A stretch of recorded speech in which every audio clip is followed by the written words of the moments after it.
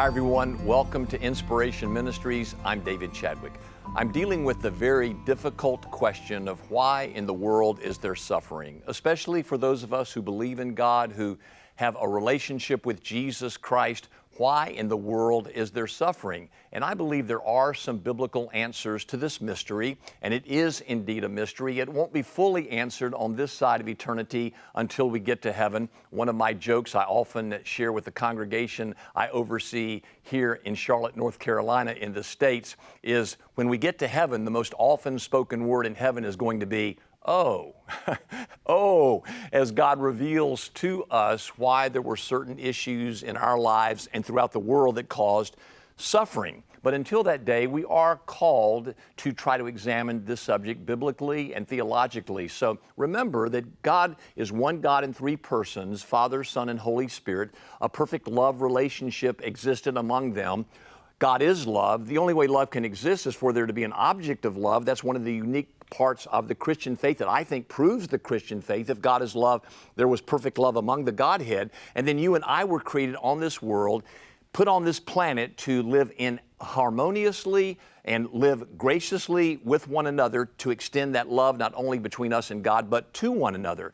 In the fourfold harmony that God did create this world in, a harmony between us and God, a harmony among ourselves, a harmony within ourselves, and a harmony with creation that was disrupted when Adam and Eve chose to rebel against God. Every part of God's once perfect created order fell apart. And we've seen that there is now disharmony with God, there's disharmony among ourselves. And today let's look at the fact there's disharmony within ourselves. When sin came into this world, all kinds of disharmonious emotional feelings happened within us. Think about it. In Genesis 3, we have two examples of it given to us. The first was when Adam and Eve rebelled and God started pursuing them, the first feeling they felt was fear.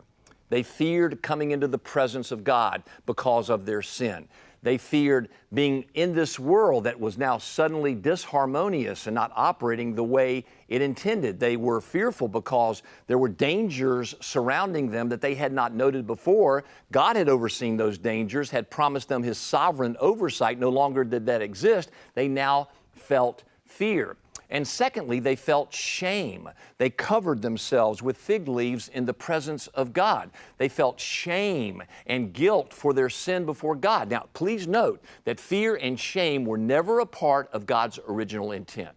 He did not want those emotions along with anxiety and depression and discouragement and disappointment. He did not want those emotions to be in His original intent. They are the result of the fall. And so Adam and Eve felt those emotions. There's now disharmony within themselves, and the world is not operating emotionally as God intended it to operate. So what we have is a world that exists now where there's disharmony within ourselves, and because of that, there's now disharmony among ourselves. Jesus came, though, to give us a new harmonious relationship with God and to set our emotions free, to give us love, peace, joy, and to solve those difficult inward emotions. That's His promise. And when you know Him, you start to regather and reclaim original intent as God desired it to be.